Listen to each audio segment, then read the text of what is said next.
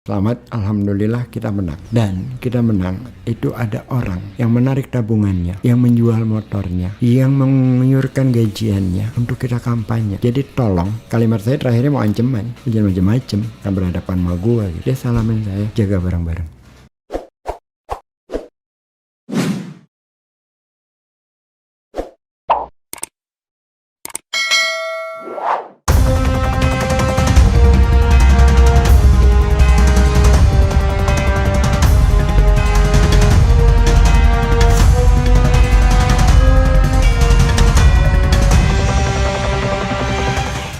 Pak Sapri itu udah nolak, total nolak.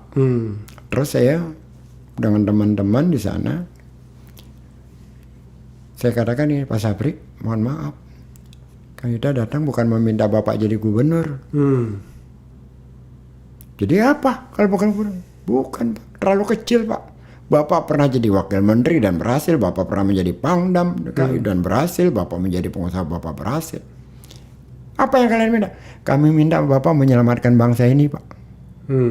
Baru dia sejauh itu. Kasih analisanya, baru dia mau muncul. Tapi waktu itu dia tidak sempat deklarasi kan? Deklarasi. Sebagai calon? Deklarasi sebagai calon. Oke. Karena kita yakin sekali Gerindra dan PKS, Demokrat akan mendukung Pak Sapri. Yang kemudian berubah. Rakornas Gerindra menyalonkan Sandi. Oke. Karena kader sendiri ya dianggap kan? Yang saat itu Sandi surveinya masih berapa, dan kita meyakini kalau Pak Sapri itu kan 98 kan dia keren sekali kan. Iya. Banyak penggemar dia. Ibu-ibu lah. Ibu-ibu yang iya. Jadi suasananya seperti itulah kira-kira. Artinya beginilah bahwa Ahok itu kalah bukan oleh Anies, bukan oleh FPI, bukan oleh persoalan-persoalan lain. Ahok kalah oleh dirinya dan pendukungnya. Oke. Itu yang membuat dia kalah. Dirinya sendiri. Sering out of context, offside lah ya. Offside. Dirinya sendiri. Dan pendukungnya yang juga tidak punya nalar dalam mengkampanyekannya, hantam kromo aja. Jadi banyak kalangan Islam yang di tengah, yang tadinya tidak A tidak B, ngambil posisi berlawanan karena merasakan tersinggungan kan. Yang tadinya bersikap moderat tiba-tiba mengeras, jadi marah karena merasa tersinggung dengan kalimat-kalimat silogisme yang seperti itu. Itu blunder politiknya ya. Blunder politik menurut Anda. Oke, tadi kita bicara soal kelemahan Anies. Ada lagi kelemahan lain yang Anda lihat? Terlalu bersih. Terlalu bersih, benar. Serius. Kalau putih iya dia. Kenapa Anda bilang terlalu bersih? Semua yang di sampingnya miskin semua. Termasuk TGUPP itu ya? Maksudnya terlalu bersih kan bagus ya. Iya. Tapi kan karena dengan cara seperti itu, akhirnya kan orang-orang, ya kita di institusi lawannya lah ya. Iya. Akhirnya kan tidak mendapatkan apa-apa dalam percaturan politik. Tidak mendapatkan benefit apa-apa dengan mendukung Anies. Iya. Beda sama yang satunya ya mungkin. Saya nggak tahu yang satunya. Yang satunya itu maksudnya di provinsi di ibu kota negara Korea Selatan atau apa? Gini ya, saya kasih contoh satu hal ya. Ini yang menarik. Ini saya ceritakan berulang-ulang. Tingkat keberhasilan Anies itu banyak. Tapi kan pendukungnya dikit. Beda dengan Ahok kan. Yang dikerjakan sedikit, pendukungnya banyak. Terus ada ini teman-teman yang dianggap dekat dengan Anies nih. Iya. Ngobrol bareng 5-6 orang waktu itu. Butuh dananya berapa? Kurang lebih 170 juta per bulan. Terus udah jalanin, nggak ada dananya bang. Kagak ada. Saya nanya, ada nggak sih di luar kita yang lebih dekat pada Anies di luar kita? Nggak ada bang, ini aja. Segini nyari duit 170 juta kagak dapet, padahal lo ngelola duit 87 triliun dana DKI, kita kagak bisa. Wah ngeblok nih. Sejauh itu gitu loh. Tingkat keparahannya. Jadi memang benar-benar tidak ada yang diberikan kesempatan untuk main. Ya karena kalau main itu kan mau sedikit mau gede kan sama aja. Dosanya sama, resikonya sama. Gitu. Kalau main gede sekalian malah bisa kalau secara etik bernegara pemimpin benar dia.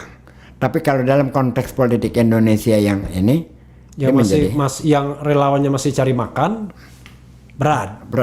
Oke. Ya, jadi bukan tidak baik sebenarnya, sangat baik. Tapi dalam konteks situasi politik seperti ini menjadi kelemahannya dia. Makanya, kan yang Anda tanyakan kan kelemahannya dia kan? Iya, makanya pesan saya adalah kalau mau jadi relawan, 2 kemungkinan saja. Carilah relawan yang bisa memberikan kesejahteraan.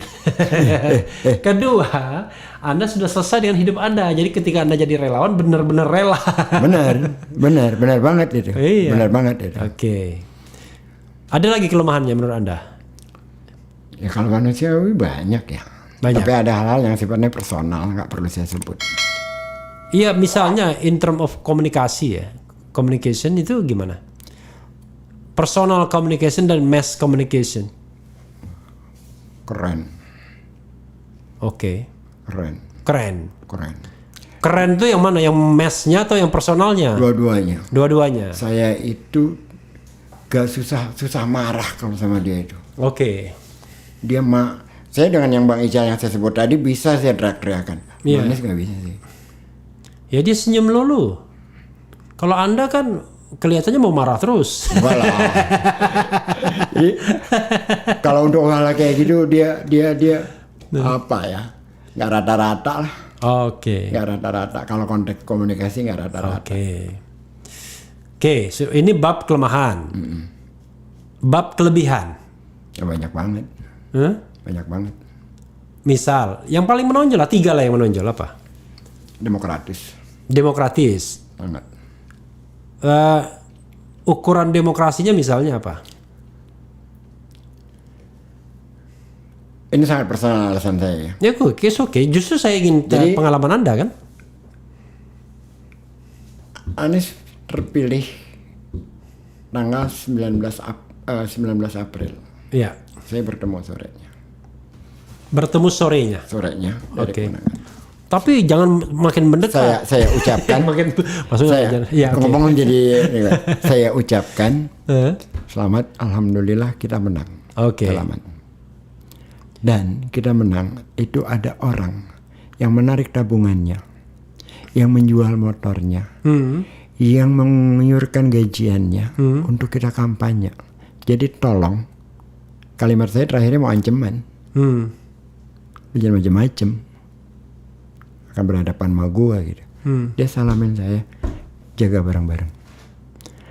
Jaga bareng-bareng, ya. Bukan jaga bareng-bareng. Jaga bareng-bareng, jagain dia maksudnya. Iya, jaga bareng-bareng. Selama ini temen gua kan yang jadi menteri banyak. Oke. Kagak ada yang mau deket gue kalau udah jadi menteri. Oke. Kan mulut kita jahil. Iya. Artinya bahwa dia siap untuk dikritisi, untuk dilawan gitu. Termasuk pada temannya sendiri. Oke. Itu menurut saya keren banget secara personal. Oke. Karena saya tahu persis bagaimana teman-teman kan kita kampanye nggak punya duit ya. Iya. Jadi bagaimana pada teman-teman tuh patungan segala macam itu ada yang jual motor, saya ngerti banget itu. Dan kita dikecewakan kan berkali-kali. Dukung orang, tahu kayak gini, dukung ini, tahu kayak gini. Tapi so far Anda nggak kecewa? Sejauh ini tidak. Bahkan agak terpuaskan ya. Oh, agak terpuaskan. Air di Pulau Seribu perak lebih dari 25.000. Saya mengelola sekolah rakyat, bukan saya mengelola, teman-teman yang mengelola. Saya hanya membantu. Miskin absolut. Saya katakan ini jalan kita ke surga nih. Kalau 30% aja anak-anak ini bisa kita tarik dari kemiskinan. Ada yang diperkosa oleh bapak tirinya. Ada yang kalau malam itu siang sekolah SMP loh. Malam jadi penjaga macam-macam. Ada banyak kasus. Saya ketemu Bu Nana, Kepala Dinas Pendidikan DKI. Dengan kebijakan yang baru, 50% anak-anak SRA itu bisa masuk sekolah negeri. Karena ada kebijakan zonasi dan faktor umur. Anak-anak miskin itu mana sanggup bersaing dengan anak-anak orang kaya masuk sekolah negeri bagus. Itu luar biasa dalam konteks keadilan. Dan itu dia lawan semua. Karena kelas menengah itu siapapun tidak ingin anaknya terkalahkan. Tapi dengan kebijakan itu dia kan memberi kesetaraan. Di Jakarta ini kan cuma ada 11 sekolah di masa lalu secara persepsi. Hanya sekolah favorit. SMA 1, SMA 2, SMA 3, SMA 4, SMA 5 di Sumber Batu, 6, 7, 8, 9, belum jadi gabungan 10, 11. Nah, yang lain itu nggak dianggap. Jadi kalau ada perempuan ketemu cowok, lu sekolah lu mana? SMA berapa? Oh, angkanya banyak ya. Atau sekolah Katolik. Oke. Tarakanita gitu. Tarakanita, Kanisius, yang gitu-gitu. Oke. Jadi tapi bukan dalam konteks mutu ya. Iya. Ini dalam Keren. Gitu. Iya. Di Jakarta itu seperti itu. Kemudian kepada mutu, semakin hari sekolah-sekolah itu semakin berjarak dari kalangan masyarakat miskin karena kan mereka pakai rankingnya ketat. Iya. Nah dengan ranking itu yang masyarakat miskin nggak dapat kesempatan. Tapi biayanya setiap sekolah semua sama, nggak ada yang beda. Nah dengan kebijakan ini tidak ada lagi sekarang. Nanti akan rasakan 5-10 tahun. Saya langsung, wah kok hormat ini. Sekarang kan tidak ada lagi kelas-kelas begitu kan? Nggak ada lagi. Kalau dulu kan ada mereka semacam badan hukum mandiri dulu kan, pendidikan itu. Sekarang nggak. Nanti akan semua sama semua dan ini akan dirasakan mungkin 5-10 tahun yang akan datang. Ya mestinya zonasasi ya, Zonanisasi. Jadi kalau misalnya sini ya sekolahnya di depan sana. Dan dia melawan pendukungnya sendiri. Oke. Yang ngamuk itu kan pendukungnya sendiri banyak banget. Soalnya anak saya ada sekolah depan sini kan bagus kan, yang depan pom bensin Jalan Panjang. Tapi pilihnya Kebayoran Baru. Yang penting lokasinya Kebayoran Baru. Nggak mau dia Jalan Panjang, Kebonjeruk. Padahal bagi kita ya sama aja. Sama aja sekolah di mana kan sama aja. Oke lah ya. Oke, apalagi menurut Anda kelebihannya? Tadi kan personal ya. Apalagi? Dia berani ngambil keputusan dan dia bertanggungjawabkan. Misalnya yang paling krusial apa? Felix Xiao diundang, bukan dia yang ngambil keputusan, menanggung resiko apa yang dilakukan anak buahnya. Ya, Oke. Anak buahnya. Yang banyak sih ya, tapi yang saya ingat yang waktu itu Felix Xiao diundang. Ya. Di balai kota. Ya. Dia katakan sudah diundang, sudah jalanin. Ketika lagi rame-ramenya isu tentang HTI. Oke. Dan dia ambil tanggung jawab itu. Oke. Dia berani, tidak dia marahin. Ya karena kan Anies kan persepsinya juga kanan kan. Tetapi kan pada saat itu kan dia pengen persepsinya terhadap dia itu tidak seperti apa yang dikatakan. Yang ngomong Anies kanan itu nggak kenal Anies. Saya kenal. Enggak, maksudnya orang-orang yang ngomong di luar sana. Iya. Anies ditaruh di kanan, nggak kenal Anies gitu. Kalau orang yang kenal Anies secara jelas, nggak mungkin ya orang ada di kanan banget, nggak mungkin. Nggak mungkin kanan luar. Ya, nggak mungkin. Sama aja seperti Prabowo nggak mungkin di kanan. Iya, nggak mungkin gitu. Tiba-tiba jadi kanan selama Pilpres ya. Allahu Akbar ya. Nah, itu yang membuat kita menjadi sangat tidak menarik terhadap Pilpres itu kan. Satu lagi ya. Saya kemarin ketemu penduduk Kampung Bayam JIS itu Jakarta International Stadium itu. Saya datang ke Huntara itu. Nggak diurusin katanya sama Pemprov DKI. Siapa bilang? Buktinya mereka belum ada hunian penggantinya. Sebagian sudah, bahkan ada yang saya temuin ada 2. Yang sebagian sudah, yang sebagian belum karena masih bermasalah. Permintaannya terlalu banyak. Kenapa? Ya kadang-kadang ada juga orang yang mencari kesempatan di dalam kebaikan yang dilakukan Pemprov kan. Secara tanah kan banyak juga yang tidak semua. Ada juga yang tanahnya ilegal. Tapi penggantiannya minta luar biasa, minta rumah, minta segala macam. Ada yang sudah mendapat penggantian, rumah dapat, ada tanah kosong. Dia hobinya beternak. Pak boleh nggak? Saya pakai untuk selama ini belum ditempati, boleh kamu pakai. Wah senang banget ya.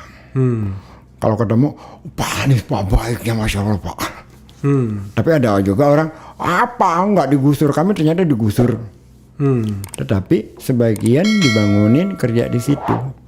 Jadi belum seluruhnya diselesaikan belum. Sebagian sudah diselesaikan oleh Jakpro. Saya sudah wawancara Jakpro. Saya cek juga ke Kampung Bayam. Sudah sedang dibangun untuk perumahannya mereka yang sebagian, yang lainnya lagi tetap dipindahkan. Ada juga yang masih belum puas karena minta harganya terlalu berlebihan.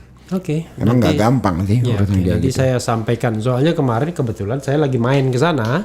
Bahkan orangnya itu besok mau ke sini mohon maaf nih, hanya ngambil bekas-bekas WC saya, dan saya ganti kloset gitu-gitu. Waktu saya bilang, loh kalau cuma yang bekas begitu saya ada banyak tuh, ada 4 unit. Oh ya oke, kita ambil. Wah sampai begitunya ya, memang karena memang hunian sementara kan, huntara kan mereka itu. Jadi memang ya nggak mungkin juga memuaskan semua orang. Iya. Saya paham lah problemnya Jakpro ngelola itu. Iya. Nggak usah jauh-jauh ya. Jangankan itu. Asongan di Ancol aja ribetnya minta ampun. Kita mau kasih gerobak, kita rapiin agar Asongan itu menjadi destinasi wisata seperti di Phuket. Iya. Phuket kan Asongannya jadi destinasi. Iya. Susah lo diatur.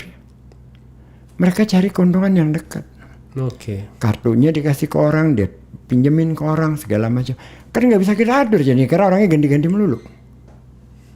Kalau kita bertindak keras, lapor ke gubernur. Gubernur bilang, Jakarta untuk semua. Perhatikanlah orang-orang miskin itu. Ya lu yang di atas kagak tahu, kita yang di bawah pegal ngadepin kayak gini. Hal kayak gitulah. Oke. Saya harus berpikir soal harapan kan. Anda kalau misalnya boleh memilih ya kan, tanpa mempertimbangkan presidensial threshold dan lain sebagainya, Anda pasti firm dong memilih Anies ya. Kalau misalnya Anda mau memilih Anies, menurut Anda siapa pasangan yang paling cocok sama Anies? Saya nggak berani bicara itu. Nggak berani. Saya tidak mewakili siapapun. Terus ada jabatan komisaris Ancol yang kagak boleh terkait-kaitkan dengan itu. Ini kan karena soalnya personal aja pilihan, bukan kampanye ya. Iya. Saya nggak punya hak bicara itu. Oke, tapi kan saya tidak tanya Anda sebagai komisaris Ancol. Bukan. Tapi saya tanya sebagai aktivis. Sebagai aktivis, tetapi kan apa yang saya katakan seolah-olah dikesankan itulah pilihan Anies. Oke, and that's okay. Enggak, saya bicara mengenai soal Anda sebagai aktivis dan saya kaitkan dengan demokrasi. Iya. Kalau saya kan jelas bahwa dalam berdemokrasi itu Anda harus buka keran partisipasi. Iya. Setelah masuk, maka yang namanya prinsip good governance, clean government itu harus dijalankan. Betul. Termasuk juga bagaimana kita menciptakan pemilu yang jujur dan adil. Betul. Kan, jurdil sebagai bagian dari good governance. Tapi kan ini masalahnya kerannya kan tertutup. Bahkan hampir dalam istilah saya pesta di antara istana saja. Anda nggak mengupayakan apa-apa untuk menjebol semua ini? Kan sudah terwakili oleh Profesor Dr. Refli Harun, lebih pintar dari gua urusan kayak kan, gitu. Kan itu kan cuma ngomong doang. Kan kita kan Anda butuh. sudah lakukan ke Mahkamah Konstitusi. Ya, tapi kan Anda Rocky Gerung dan segala macam. Kalau tidak kita gebuk dan kalau itu ya harus kepung dari berbagai gerakan civil society harus dijalanin. Ya kan itu kan yang saya maksud. Kalau itu iya, tapi kalau dalam konteks hukumnya saya kalau tidak punya. ada gerakan civil society gimana kita menjebol? Kalau soal hukumnya saya nggak bicara bahwa saya mendukung Anies ya, tapi yang saya dukung adalah sebuah ide tentang demokrasi. Demokrasi. Ya sama kan? lah. Jadi fair election, ya kan? Free election. Jadi jangan sampai kemudian nanti pilpresnya etok-etok atau orang Jawa, pura-pura. Betul.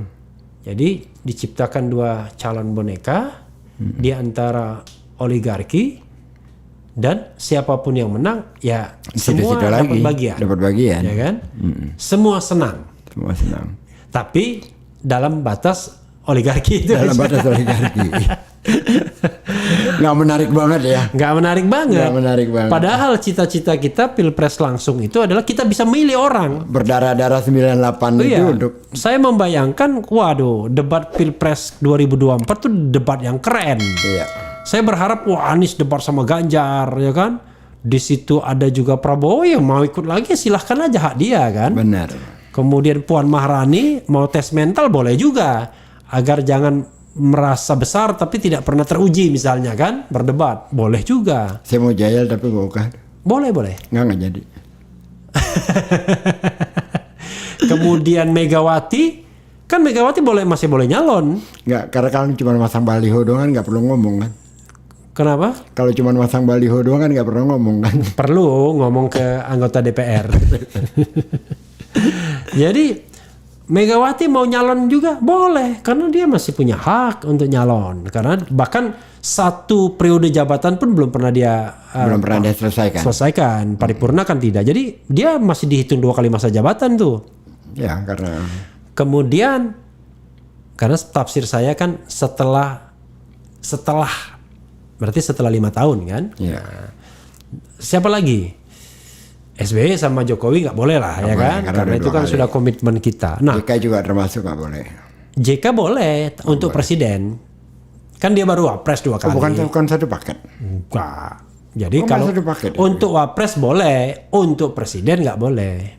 Untuk wapres dia masih 2 kali lagi masih boleh. Bukan, dibalik Anda. Untuk wapres sudah nggak boleh, untuk presiden dia boleh. Iya, iya. Untuk wapres dia nggak boleh. Untuk presiden masih 2 kali lagi, mau 3 kali lagi. Oh, jadi tidak satu paket ya? Nggak satu paket. Oke. Jadi siapa tahu ternyata jago-jago tua itu turun juga. Iya. Melihat peluang ini kan? Peluangnya ada kan? Gitu. Nah, kan enak kita lihat. Wah, etalasenya kan perdebatan jago tua, jago muda kan kayak permainan bulu tangkis saja. Kita mengalami itu 2004 5 calon. Ya. 2004 5 calon, 2009 3 calon. 2009 3 calon. Ya. Itu menarik sekali itu. Dan saya kira 2004 itu paling menarik karena tidak memunculkan bipolarisasi kan. Iya. Jadi setelah SBY JK menang, nggak ada cebong kampret dan lain sebagainya kan. Saya itu Gitu. ikut-ikutan lah kira-kira 2004 itu dukung Amin Rais. Oke. 2009 ikut dukung JK. Oke. 3 calon waktu itu.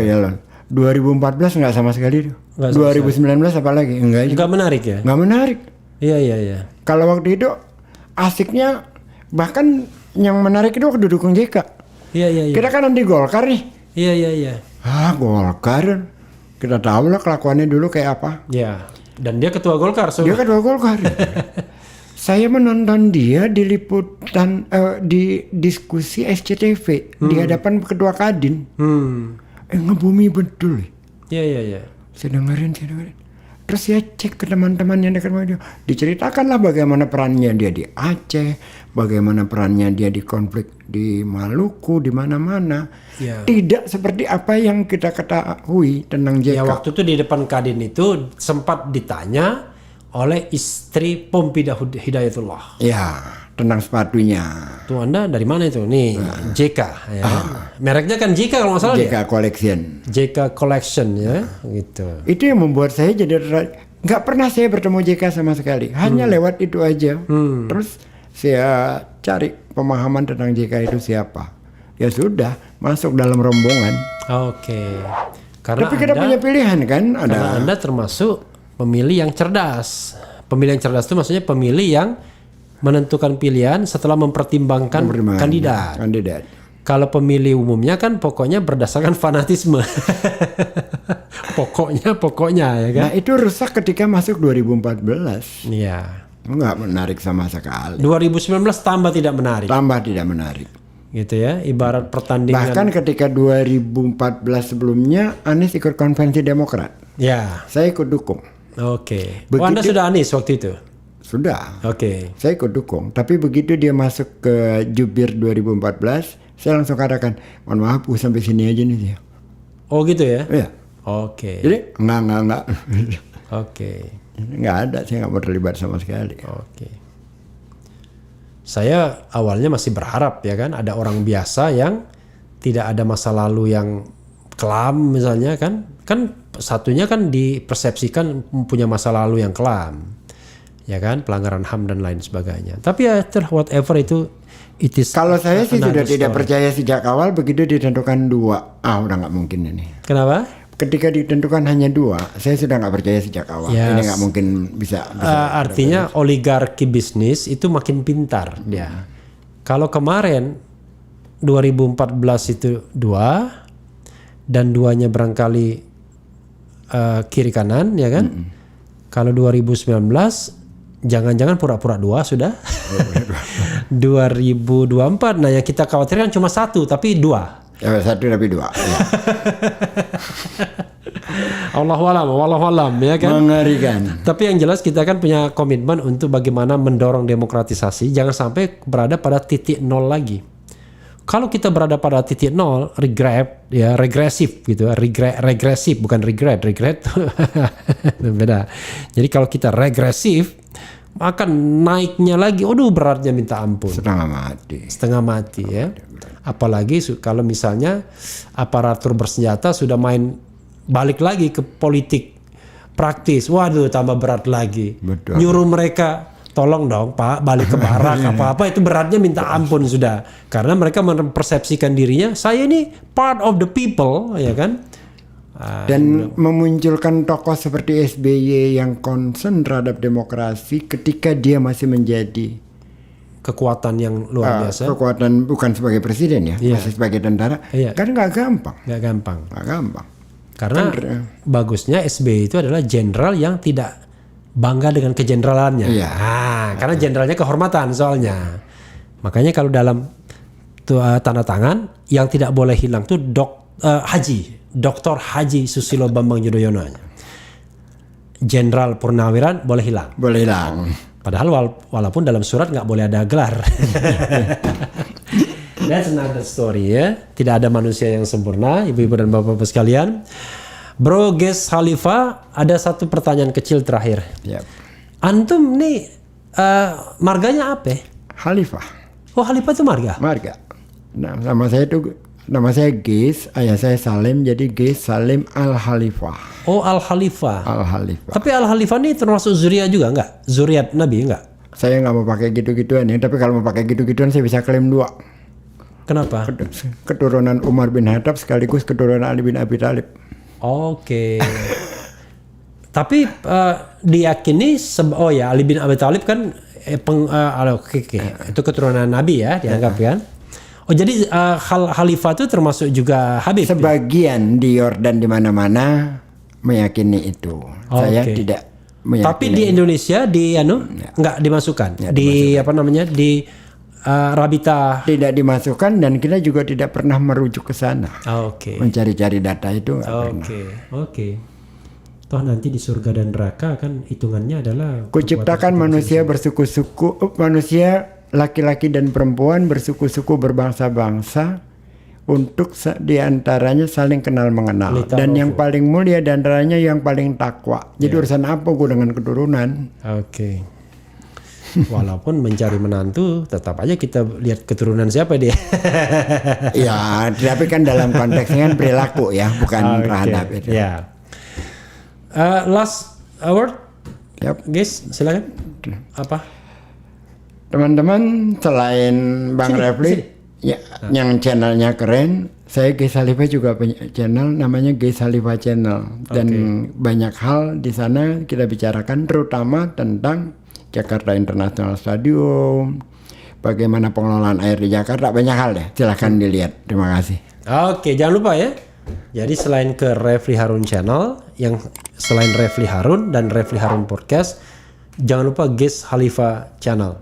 Unfortunately, Ges Khalifah itu susah banget spellingnya. Yang benar adalah G-E-I-S-Z. Khalifah C-H-A-L-I-F-A-H. Jadi Ges Khalifah. Makasih bro Ges Khalifah. Sama-sama, terima kasih udah diundang. Mudah-mudahan lancar dan saya yang berterima kasih karena Anda sudah mau datang walaupun Anda capek. Semua. Amin ya rabbal alamin. Amin. Yang penting tetap di channel ini. Cia. Thank you.